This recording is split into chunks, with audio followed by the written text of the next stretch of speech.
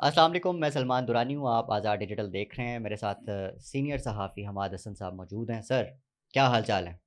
شکر ہے اللہ کا، بہت شکر یہ ہے۔ جو افغان کونسل جنرل کا ایک جو ہے بڑا قصہ چھڑا ہوا ہے، he is now the talk of the town.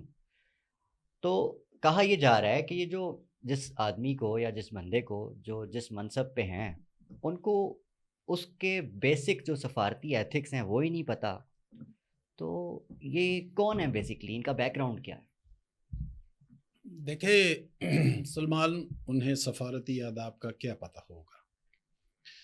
وہ ان کے پہلے ان کے حوالے سے بات کروں۔ دیکھیں، وہ ان کا تعلق بنیادی طور پر کندہار سے ہے، اور یہ بہت پہلے آئے تھے۔ یہ ادھر نوشہرے کے قریب ایک مہاجر کیمپ ہے، بہت بڑا کیمپ ہے، پرانا اکوڑا خٹک کیمپ، اور یہ بالکل مدرسہ حقانیہ کے بالکل سامنے ہے۔ اسی میں ان کی رہائش تھی۔ تو اس دوران ان کے پاکستان کے کچھ انٹیلیجنس اداروں سے اور لوگوں سے روابط بڑھے، چونکہ افغان جہاد تھا، پھر طالبان رجیم آیا، تو چونکہ ان لوگوں کے جو بااثر لوگ ہوتے تھے ان سے روابط بڑھتے تھے۔ انہی روابط کا فائدہ اٹھا کر انہوں نے ذرا اپنے کاروباری معاملات پر بھی توجہ دی، اور پھر افغانی تو سارے خاندان اکٹھے رہتے ہیں، تو اس کے جو رشتہ دار عزیز تھے انہوں نے کاروبار کو اچھا، پھر انہوں نے اپنا گھر خریدا۔ حالانکہ مہاجر کو یہ اجازت نہیں ہے، اور پاکستان تو 1951 جنیوا کنونشن کا سیگنیٹری بھی نہیں ہے۔ تو نوشہرے میں بالکل کینٹ ایریا کے قریب ایک اربن میں ایک جگہ ہے حکیم آباد، بالکل دریائے کابل کے کنارے۔ وہاں پہ انہوں نے اپنا ذاتی گھر خریدا، اور یہ ایک طویل عرصے سے وہاں پر رہ رہے تھے۔ لیکن اس دوران یہ طالبان کے بہت قریب تھے، بہت پہلے سے۔ اور پھر پشاور طالبان شورا جو تھی، یہ اس شورا کے نہ صرف ممبر تھے بلکہ یہ انفارمیشن ہیڈ بھی تھے اس شورا کے حوالے سے۔ اور جو صحافی ہوتے تھے یا وہ ان کے ساتھ تھوڑا بہت رابطہ ان کا ہوتا تھا۔ جب طالبان حکومت آئی تو ایک تو یہ پہلے سے ان کے بہت قریب تھے، شورا میں بھی رہے تھے، انفارمیشن ہیڈ بھی رہے تھے، کندہار سے تعلق بھی تھا۔ اور کندہار کی اہمیت اس لیے زیادہ ہے کہ جو طالبان کے روحانی پیشوا ہیں یا جو ان کے امیر ہیں ملا ہیبت اللہ، تو ان کا بھی بنیادی تعلق کندہار سے ہے، اور وہاں پہ ان کا بڑا مدرسہ بھی ہے، ان کے رسوخ بھی ہے۔ تو جو کندہار کے طالبان ہیں تو انہیں ایک طرح سے بہت اہمیت حاصل ہے۔ چونکہ پاکستان کے اداروں کے ساتھ بھی ان کی کوارڈینیشن رہی تھی، پھر طالبان حکومت میں بھی ان کے رسوخ تھے، تو ان کو کونسل جنرل بنایا گیا۔ لیکن یہ پڑھے لکھے آدمی نہیں ہے، تو ظاہر ہے کہ ان کے پاس تو وہ اس کو نہیں سمجھتے کہ ایک ڈپلومیٹ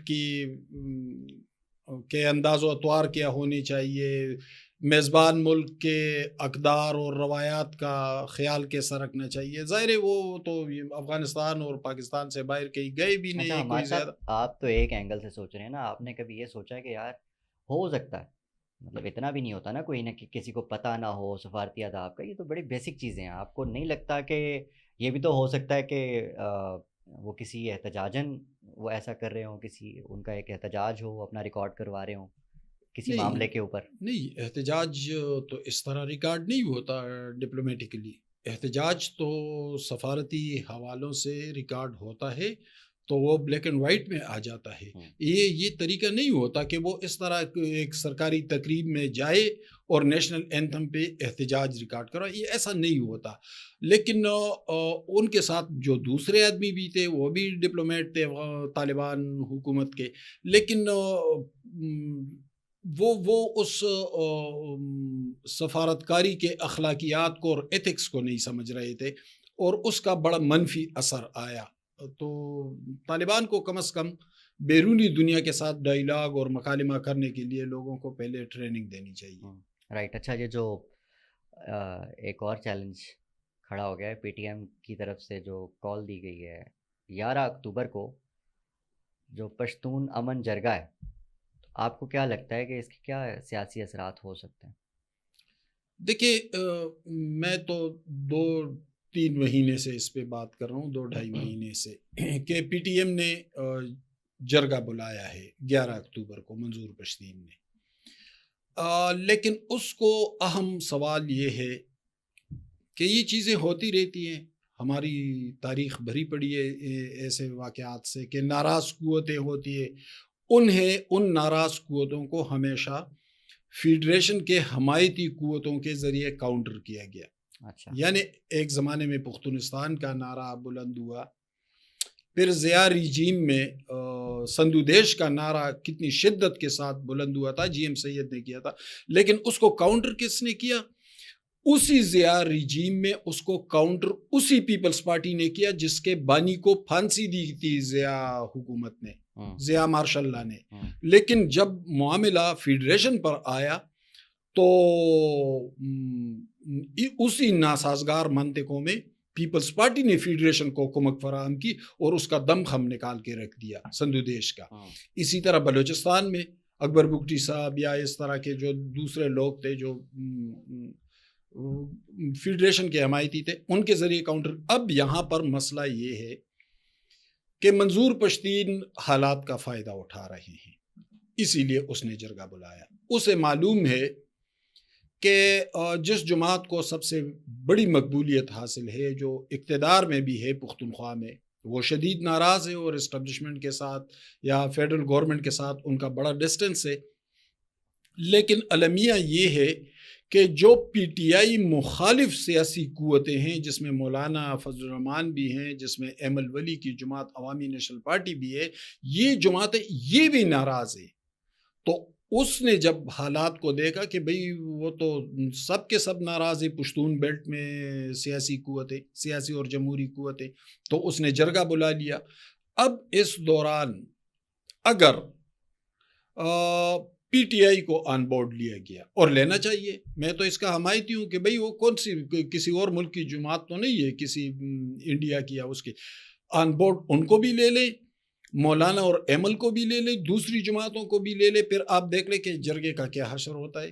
لیکن اگر یہ جماعتیں ناراض ہوں تو اس کا فائدہ وہی قوتیں اٹھائیں گی جو یا فیڈریشن مخالف ہیں یا سپریٹسٹ ہیں یا اس طرح کے مومنٹس سے ان کے مفادات ہیں، تو پھر وہ آٹومیٹکلی اس کا فائدہ اٹھائیں۔ اچھا، بظاہر تو یہ جو اس کا عنوان ہے وہ پشتون امن جرگہ ہے، مجھے یہ سمجھ نہیں آ رہی کہ آپ کو اس سے مسئلہ کیا ہے؟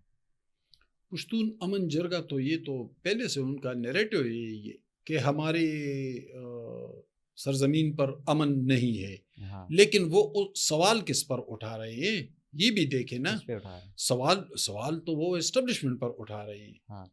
تو انہوں نے کیا، ایک دیکھیں ایک جذباتی فضا تو ہے، تو ہم یہ تو نہیں کہہ سکتے کہ ہاں بھائی جو آپ نے کہا وہ بالکل ٹھیک ہے، ہم تو گراؤنڈ ریالٹیز کو دیکھیں گے، زمینی حقائق کو دیکھیں گے۔ وہ کیا ہے؟ وہ تو یہ ہے کہ شورش تو برپا ہے اس خطے میں کافی عرصے سے، تو ذمہ داری کس نے لینی ہے؟ اور دیکھیں اگر ہم تمام ذمہ داری اسٹیبلشمنٹ پر ڈال دیں تو کیا اقوام متحدہ کی رپورٹ نہیں ہے کہ افغانستان میں دہشت گردوں کے کیمپ سے، تو پھر یہ دہشت گردوں کے کیمپس وہاں کس لیے ہیں، وہ کس پر حملے کرتے ہیں؟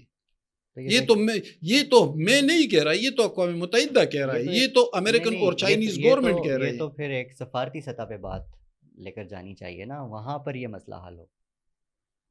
کس کے ساتھ؟ یہاں پہ ذمہ داری تو پھر سب کی بنتی ہے نا، گورنمنٹ ہے، تو یہی تو سلمان، یہی تو میں کہہ رہا ہوں، میں تو یہی کہہ رہا ہوں کہ تمام سیاسی قوتوں کو آن بورڈ لے لیں۔ اور سیاسی قوتیں کون ہیں؟ کیا عمران خان اس ملک کے وزیر اعظم نہیں رہے؟ اس فیڈریشن کی علامت نہیں رہے؟ کیا مولانا فضل الرحمان فیڈریشن کے حمایتی نہیں ہے؟ کیا ایمل ولی کی جماعت نہیں ہے؟ ایون ولی خان کے دور میں بھی فیڈریشن کے 1973 کانسٹیٹیوشن پہ ولی خان کے دستخط ہیں۔ تو یہی میں کہہ رہا ہوں کہ وہ جو ڈسٹنس پیدا ہوا ہے، وہ جو خلیج اور دراڑ دکھائی دے رہی ہے، اس کو فوری طور پر آپ فل کر لیں۔ اور اچھا ایک اور بڑا جینوئن کوشچن میرے ذہن میں آیا، دیکھیں اس وقت اگر تمام اس بیلٹ کی پارٹیاں جو کہ وہاں ایکٹیو ہیں، ان کا ووٹ بینک ہے وہاں پہ، ان کی فالوورشپ ہے وہاں پہ، اگر وہ کہہ رہی ہیں کہ آپ اس چیز کو ٹیبل پہ حل کریں، بات چیت کا آغاز کریں، معاملات کو جو ہے وہ سنجیدگی سے لیں، تو کیا یہ مطالبہ غلط ہے؟ کس نے کہا کہ غلط ہے؟ اس مطالبے میں کون سی غلطی ہے؟ تو پھر یہ ٹیبل ٹاک جرگے سے میں بھی یہی تو ہونے جا رہا ہے. ٹیبل ٹاک سے تو انکار ایک وحشی اور جنونی لوگ کر سکتے ہیں، کوئی ذی ہوش آدمی تو اس کا انکار نہیں کر سکتا. طریقہ کار پہلے وضع کر لیں کہ طریقہ کار کیا ہونے چاہیے، ایجنڈا کیا ہونا چاہیے، کن معاملات پر گفتگو ہونی چاہیے، سٹیک ہولڈرز کون ہوں گے. تو اس میں تو کوئی مذائقہ نہیں ہے، اس میں تو ہونی چاہیے بات. اور رہی منظور پشتین کی بات، تو منظور پشتین کی جو اس کی جو تھوڑی بہت طاقت ہے وہ تو ناراضگی ہی سے پھوٹی ہے نا. وہ ناراضگی ختم ہو جائے گی تو منظور پشتین کی طاقت کہاں رہے گی؟ جو ناراضگی ہے اسی ناراضگی سے تو ان لوگوں کی مہرنگ بلوچ کی قوت کیا ہے؟ مہرنگ بلوچ کی قوت وہی ہے، وہ جو ایک ناراضگی ہے. بی ایل اے کی قوت کیا ہے؟ حالانکہ یہ قوتیں اتنی توانا ہے بھی نہیں. تو اس میں لیکن آپ ایگری کر رہے ہیں، آپ ایکسیپٹ کر رہے ہیں کہ بیسیکلی اگر وہ ناراض ہیں یا وہ اس ناراضگی کو نیریٹو کے طور پر استعمال کر رہے ہیں تو یہ کہیں نہ کہیں ہماری کوتاہی ہے. ضروری تو نہیں ہے کہ یہ کوتاہی ایک سائڈ پر ہو، دوسری سائڈ پر بھی ہو سکتی ہے، لیکن اس پر ڈائیلاگ ہونا چاہیے. ڈائیلاگ اور مکالمے سے مسائل کا حل نکل آئے گا. اچھا حماد بھائی، آئینی ترمیم کہاں غائب ہو گئی ہے؟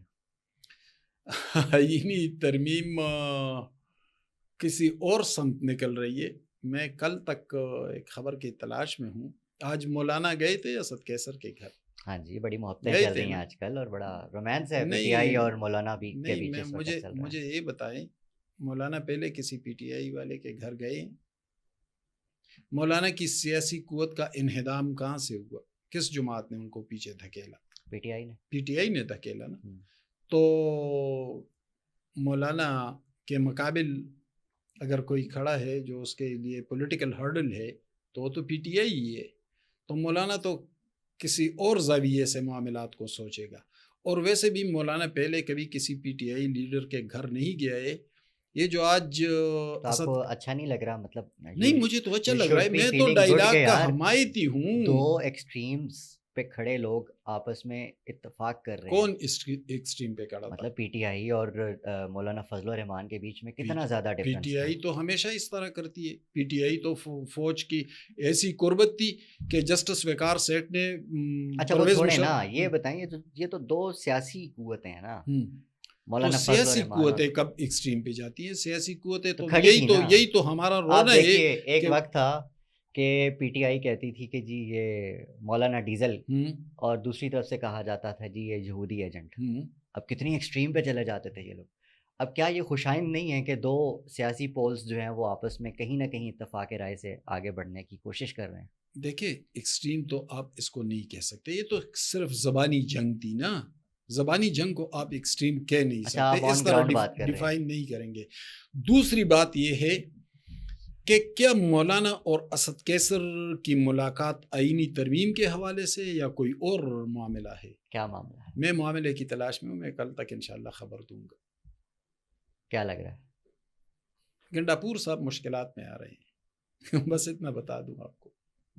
اور یہ بتائیے کہ یہ آئینی ترمیم کا اونٹ کس کروٹ بیٹھ رہا ہے؟ کہیں آئینی ترمیم ہو جائے گا. دیکھیے سلمان، آئینی اصلاحات کی ضرورت تو ہر وقت رہتی ہے. یعنی اور ویسے بھی ہمارے عدلیہ کا ٹریک ریکارڈ ہے کیا جو سچ بولوں. 75 سال میں آپ کے عدلیہ کے پاس کیا ہے؟ جسٹس منیر ہے، نظریہ ضرورت ہے، منتخب وزراء اعظم کی پھانسیاں ہیں، جلاوطنیاں ہیں، قید و بند ہیں.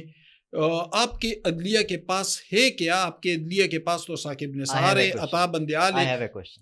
ایک منٹ مجھے مکمل کرنے دے. اگر اس عدلیہ میں اصلاحات نہ کی جائے تو پھر کیا اس عدلیہ کو اسی طرح چھوڑ دیا جائے جو ہمارے سامنے ہے اس وقت؟ تو اصلاحات صرف اتنا بتا دیں، پی ڈی ایم کی پہلی گورنمنٹ کب آئی؟ یعنی ابھی 2022 9 اپریل 2022 کے بعد. کتنا عرصہ رہی؟ تقریباً 8-10 مہینے. اس کو کتنا ٹائم ہو گیا اس گورنمنٹ؟ اس کو بھی 7-8 مہینے ہو. ٹوٹل ملا کے یہ 2 سال بنتا ہے. ہاں 2 سال سے زیادہ. ان 2 سالوں میں ان کو یہ ترمیم یاد نہ آئی؟ تو دیکھیے یہ اب دلیل اچانک سے کیسے ہو گیا یہ؟ نہیں، یہ دلیل نہیں ہے ہاں کہ یہ ترمیمیات نہ آئی. دیکھیں گورنمنٹ تو ایک دن میں سینکڑوں کام کرتی ہے، تو اگر کوئی کام کرے تو آپ کہیں کہ یہ پہلے دن کیوں نہیں کیا. یہ تو اسی طرح گریجولی معاملات کو دیکھا جاتا ہے، اس کے بارے میں مشاورت ہوتی ہے، پھر معاملات آگے بڑھتے ہیں. گو کہ حکومت کی ناکامی اس حوالے سے سامنے ہے. انہوں نے بالکل تیاری نہیں کی تھی. نواز شریف صاحب بھی اس پر برہم ہوئے تھے. نہ انہوں نے اپنے جو ان کے آپ اس چیز پہ ایگری نہیں کرتے کہ بل جو ہے وہ کہیں اور سے آیا تھا؟ تو بل اگر کہیں اور سے بھی آیا، پیش تو حکومت نے کیا نا، تو حکومت کی تیاری کیا؟ ابھی تو وہ بیچارے کرتے کرتے رہ گئے، مولانا نے ان کو خودکشی کرنے سے بچا لیا. نہیں، جو کولیشن گورنمنٹ میں جو جماعتیں ہیں، یعنی بڑی جماعتیں، مسلم لیگ اور پیپلز پارٹی، کیا وہ ایک پیج پر ہیں؟ آج بلاول کا بیان آیا ہے کہ ہم اپنا بل لے کر آ رہے ہیں. نون لیگ کے اپنے سینیٹرز، اپنے لوگ بھی جو ہیں وہ اس ایک پیج پر نہیں تھے، کہ جی انہیں یہ بھی نہیں پتا تھا کہ they were not confirmed کہ اصل ڈرافٹ کون سا ہے. یعنی اس سے تھوڑی دیر پہلے، یہ شام سے تھوڑی دیر پہلے میں کیفیٹیریا میں گیا قومی اسمبلی میں. پرویز رشید صاحب بیٹھے ہوئے تھے، ناصر بھٹ صاحب تھے، دونوں سینیٹر ہیں مسلم لیگ کی. پرویز صاحب سے میرا ایک تعلق ہے، میں نے پوچھا سر کیا بل کیا؟ کہتا ہے کہ ہمارا مجھے تو نہیں پتا. یعنی وہ سینئر ترین سیاستدان ہے، وہ شریف فیملی کے بھی. سٹیمپ لگا رہے ہیں اس بات کو نہیں پتا یہ تھا. ڈرافٹ کہیں اور سے آیا. ہاں بالکل ان کو پتا نہیں تھا. اچھا تھوڑی دیر بعد میں شبلی فراز کے چیمبر میں آیا، یعنی وہ سینٹ میں پارٹی کے ہیڈ ہیں. تو ان سے پوچھا کہ آپ کے پاس، اس نے کہا کہ تو حکومتی لوگوں کو ملا، ان کو معلوم ہے. تو میں نے کہا کہ ان کو تو نہیں معلوم تھا. کہتا ہے کہ ہم تو اپوزیشن ہیں، ہمیں کیا معلوم ہوگا. نہ اپوزیشن کو پتا تھا، نہ حکومت کو پتا تھا کہ بل کیا ہے. تو وہ تو اعظم نذیر تارڑ نے اسمبلی میں کہا کہ یہ تو مشاورت کا سلسلہ تھا، بل تو ابھی وہ تو تجاویز مانگ رہے تھے. کہتا ہے کہ ہم تو تجاویز مانگ رہے تھے. تو پھر مولانا کے ساتھ جو اتنی لمبی ڈسکشن ہوئی، اعظم نذیر تارڑ نے بھی ان کو بریفنگ دی تھی، کامران مرتضیٰ نے. یعنی مولانا جو بات کر رہے ہیں وہ بھی مبنی بر حقائق نہیں ہے. تو آپ کو یعنی مولانا کی جماعت، ایک منٹ، مولانا کی جماعت اگر کہہ رہی ہے کہ ہمیں مسودے کا پتہ نہیں، تو پھر کامران مرتضیٰ نے کیوں کہا کہ میں نے اپنے جماعت کے لیے بریفنگ تیار کی ہے؟ تو دیکھیں ہر جگہ کنفیوژن ہے، ہر جگہ سچ نہیں بولا جا رہا ہے، معاملات کچھ اور ہیں. تو آپ کو نہیں لگتا کہ سارے کا سارا پلان چوپٹ ہو گیا؟ جس نے یہ پلان بنایا تھا، میں اس کے فریم آف ریفرنس سے بات کر رہا ہوں. تو پھر آپ کو کون سا ایسا سورس ہے، کون سی ایسی چیز ہے جو کنونس کیے ہوئے ہے ابھی تک کہ یہ ترمیم ہوگی؟ ترمیم ہونا ہے. کیسے؟ دیکھیں عدلیہ کے اندر جو معاملات ہیں، آپ کہہ رہے ہیں نا، نہیں جرنلسٹ، آپ کو لگتا ہے کہ بالکل ہوں گے. دیکھیں جو بھی جو چیز عوام سے متعلق ہوتی ہے، عوام جس چیز حوالے سے حساس ہو، تو وہ تو حکومت کی مجبوری بن جاتی ہے، وہ تو آپ کریں گے. عدلیہ میں اصلاحات ناگزیر ہیں، کسی بھی وقت ہوں گے، آج ہوں گے، 10 دن بعد ہوں گے، 20 دن بعد ہوں گے، لیکن اصلاحات کا عمل آگے چل پڑے گا. دوسری بات یہ ہے، ایک اور بڑی ضرورت ہے. اس وقت آپ کے عدالتوں کے 27 لاکھ کیسز پینڈنگ ہیں پورے پاکستان میں. آپ کے سپریم کورٹ کے 55,000 سے لے کر 60,000 تک کیسز پینڈنگ ہیں. ایک منٹ سنوال، یہ 55,000 سے لے کر 60,000 تک کیسز پینڈنگ ہے سپریم کورٹ میں. کیوں پینڈنگ ہے؟ کیونکہ وہ سارا دن سیاسی فیصلے کرتے ہیں. تو بھائی اس کی مخالفت کون کرے گا کہ سیاسی فیصلوں کے لیے آپ ایک الگ عدالت قائم کریں، اور یہ ہو کر رہے گا. حماد حسن صاحب، thank you very much for your time. کچھ اور سوال لے کر میں آئندہ بھی حاضر ہوں گا، اور ہم اسی طرح پوڈ کاسٹ میں بیٹھیں گے. تب تک اپنا خیال رکھیے گا. آپ بھی دیکھنے کا بہت شکریہ. اپنا، اپنے آس پاس کا، اپنے پاکستان کا بہت خیال رکھیے گا. اللہ نگہبان.